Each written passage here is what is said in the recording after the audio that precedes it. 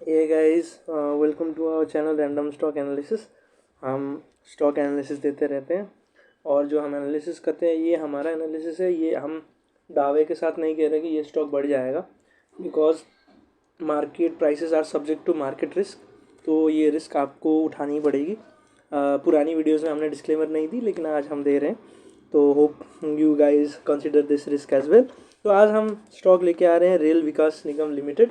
अभी अभी बजट आया है, तो बजट में आप को पता ही होगा कि अराउंड 35% जो टोटल बजट है वो कैपिटल एक्सपेंडिचर में गवर्नमेंट ने दी है, उसकी वेटेज। और आपका जो है कैपेक्स में जैसे रेलवेज हो गए और जो भी रोडवेज के कंस्ट्रक्शन हो गए उसमें ज़्यादा फोकस रहता है। तो बेसिकली रेल विकास लिमिटेड जो है वो engineering and construction related to railway sector है। और इसकी न्यूज़ देखें, मतलब अभी फंडामेंटल नंबर के ऊपर बाद में चलेंगे। अभी जैसे न्यूज़ ओरिएंटेड अगर आपको एनालिसिस दें तो साउदर्न रेलवे से छोटा ऑर्डर आया है 39 करोड़, सॉरी 41.78 करोड़ का। और लेटर ऑफ एक्सेप्टेंस की न्यूज़ आई थी 1 फेब को, और आज है 5 फेब। तो थोड़ा 3-4 दिन का गैप हो गया हमारे इस वीडियो में, but still it's a good news और गुड साइन है। और 2-3 दिन का अगर हम देखें, 5 दिनों का, लास्ट 5 दिनों का देखें तो स्टॉक ने 30 जनवरी से लेके 1 फरवरी तक 9-10% दिया था। तो इसमें तो जैसे कि मैं बता रहा था आपको, पिछले 5 दिनों में क्या स्टॉक ने दी है, तो थोड़ा डिक्रीजिंग ट्रेंड था, फिर ये 10% दिया बीच में 30 जनवरी से लेके एक, मतलब आपका 2 दिन में ही दिया था स्टॉक ने इतना रिटर्न। फिर उसके बाद फिर कंसोलिडेशन फेज पे चला गया स्टॉक, गिर गया स्टॉक। फिर अभी वही ओपनिंग, पिछले 5 दिन का ओपनिंग 72 पे ही रन कर रहा है। और अब हम जाएंगे एसेंशियल्स पे। मार्केट कैप आप देख सकते हो 15,074.70 करोड़ का इनका मार्केट कैप है। और नंबर ऑफ शेयर 2008.5 करोड़ का। पी रेशियो बढ़िया है आपका, 12.2 है। डिविडेंड यील्ड देख सकते हो आप 2.53 है। बुक वैल्यू 29.54 है। कैश अभी 6,785 करोड़ इनके पास, और डेट इनका 6,615.6 है। तो इनके पास क्या है, लिक्विड एसेट जो है, जो कैश है, दे हैव इनफ टू पे द डेट, राइट।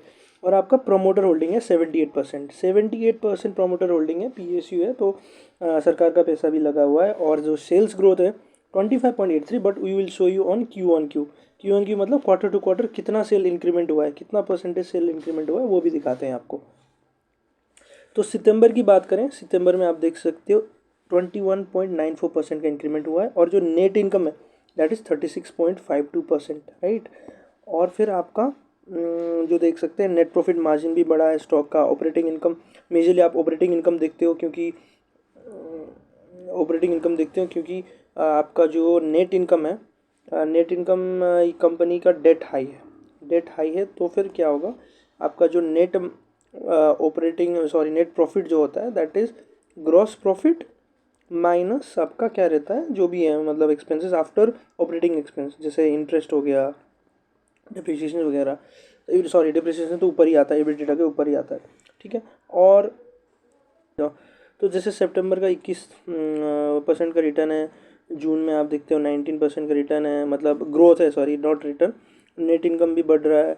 और आपका मार्च में भी 15.41, और आपका दिसंबर में और बड़ी बेहतर था आपका 35.28। और ओवरव्यू में जाएं, आप देख सकते हो पी रेशियो इज़ 11.18। तो पी रेशियो का क्या होता है, पी रेशियो मतलब आपका क्या होता है कि प्राइस पर अर्निंग, मतलब 1 रुपये कमाने के लिए कितना प्राइस आप दे रहे हो, ठीक है। It is not the money that will be getting, but it is the money company is earning, company कितना कमा रही है। और नॉर्मली एक रेशियो होता है पेग रेशियो क्या रहता है, P ratio divide by growth. मतलब आप अगर कंपनी की सपोज एग्जांपल मैं दे रहा हूँ, 1 रुपया कमा रही है 1 साल का, उसका ग्रोथ है 10%, तो क्या होगा 1.1 अगले साल कमाएगी, ये एस्टिमेशन रहता है, ठीक है। तो हम क्या कह रहे हैं, अगले साल कितना कमाएगी और अभी क्या प्राइस पे कर रहे हो, तो वो क्या करता है, पेग रेशियो डिसाइड करता है। तो अगर आपका पेग रेशियो 1 से नीचे मतलब आपका क्या रहता है कि ग्रोथ ज़्यादा है, बिकॉज ये डिनोमिनेटर में ग्रोथ ज़्यादा है तो पेग रेशियो कम होता है। तो अभी क्या है, पेग रेशियो आपका कम है, 11.18 डिवाइडेड बाई 25%। अगर आप क्वार्टरली लेते हो तब भी 0.5 का वो रेशियो बन रहा है। तो हाई लेवल चांसेस है कि इसकी स्टॉक फंडामेंटली भी इंक्रीज़ हो जाए। और काफ़ी सारे अच्छे न्यूज़ आए। एक तो मैंने आपका 40 करोड़ का साउदर्न रेलवे का एक प्रोजेक्ट का भी न्यूज़ बता दिया था, और काफ़ी सारे न्यूज़ भी आने हैं। गवर्नमेंट ने कैपेक्स इतना डाला है तो फिर वो यूटिलाइज़ भी कर लेंगे, तो उन ये बजट रिलेटेड ऑर्डर्स भी आने होंगे। तो इस हिसाब से कंपनी फंडामेंटली भी स्ट्रॉन्ग है। रेवेन्यू ग्रोथ की भी बात हो गई, प्रमोटर की भी बात हो गई। अब जाते हैं चार्ट पे। ठीक है, और चार्ट में जाने से पहले हम देख सकते हैं कंपनी का profit growth percent over the last 3 years 21.47 काफ़ी अच्छा खासा मतलब ग्रोथ है सेल्स पे। और पेग रेशियो जो मैंने बताया था इसमें 0.78 है। और आपका कंपनी का efficient cash conversion cycle 18.77 days है। एफिशिएंट कन्वर्जन साइकिल मतलब सेल्स होने के बाद 18 डेज़ के बाद आपका पैसा आ रहा है। तो कैश कन्वर्जन साइकिल भी अच्छा खासा 18 डेज़ है, मतलब इन्वेंट्री टू कैश कलेक्शन आपका 18.77 डेज़ है। और आप देख सकते हो रेवेन्यू तो मैंने गूगल की साइट पे भी दिखा दिया था, 4,000 है, 5,000 हो गया, क्योंकि दिसंबर में काफ़ी अच्छा खासा ग्रोथ है, दिसंबर टू दिसंबर। फिर मार्च में भी 28, फिर सितंबर में आते 25% का ग्रोथ हुआ था। और अब जाते हैं हम चार्ट पे। तो अभी हम आ गए हैं चार्ट पैटर्न पे, और चार्ट में देखते हैं थोड़ा बहुत ट्रेंड आपको देखते हैं। तो ये वाला ट्रेंड लाइन फॉलो हो रहा है, सिंपल आप देख सकते हैं ये वाला ट्रेंड लाइन जो है वो फॉलो हो रहा है।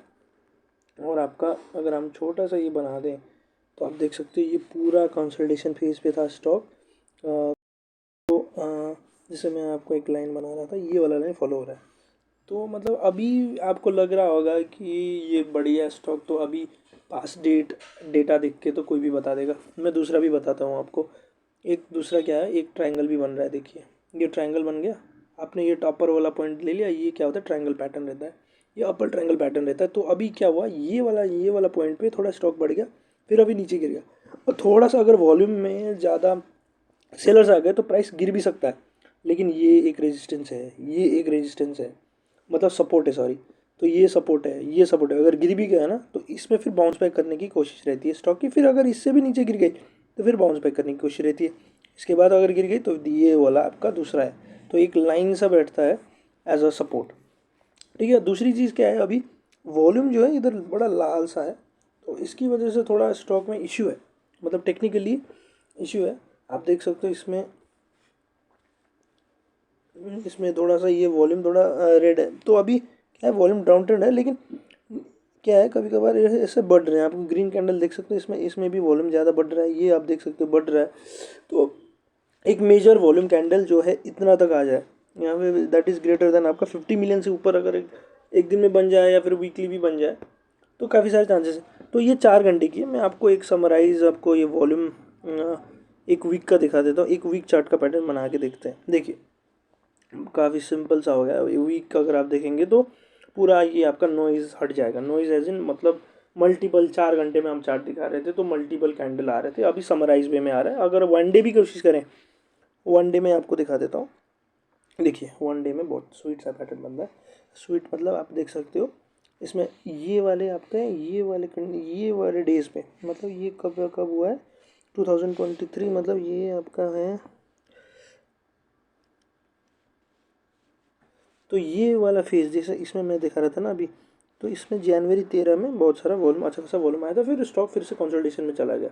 मतलब वॉल्यूम जैसे गिरता गया स्टॉक का प्राइस भी गिरता गया। और ये वाला जो है ये वाला एक पाइवट है, मतलब सॉरी एक रेजिस्टेंस है। तो इसके ऊपर जाने की कोशिश था उस दिन, तो फिर से स्टॉक क्लोज पे आ गया। फिर इधर इनडिसाइसिव कैंडल बन गया ये वाला, फिर से फिर नीचे नीचे अभी ये वाला इनडिसाइसिव कैंडल बन गया। ये वाला थोड़ा क्या है, ये वाला आपका बियरिश कैंडल है। बियरिश क्या है मैं आपको बता देता हूँ। इसमें जैसे क्या हुआ, स्टॉक इधर इनिशिएट हुई 73 पे, और ड्यूरिंग द डे स्टॉक कोशिश कर रहा था 80 पे जाने की, लेकिन क्या हो गया, अब सेलर्स आ गए। सेलर्स आते आते इसमें आपका क्या हो गया 75 पे क्लोज कर दिया, तो स्टॉक गिर गया उसके बाद।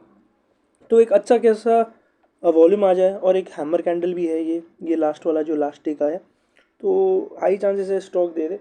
बट ऐसा नहीं कि आपका 30% एक हफ्ते में हो जाए या फिर एक महीने में हो जाए, इट टेक्स टाइम। 3 महीने या से 3 से लेकर 6 महीने तक तो आपको रिटर्न मिलना चाहिए। और जैसे अभी 80 मतलब 70 है, तो 3 डिजिट फिगर में प्राइस जा सकता है। So that's it guys, I hope you have enjoyed our video. Do subscribe, अभी नए नए और वीडियोस आएंगे, हम और कंसिस्टेंट होते जाएंगे। Hope you are enjoying it, hope you are enjoying our analysis, और रिटर्न भी आपको मिल रहा होगा। प्लीज़ डू कमेंट, फीडबैक भी दीजिएगा और क्या इम्प्रूव कर सकते हो और क्या एनालिसिस आप लोगों को दे सकते हैं। Thank you.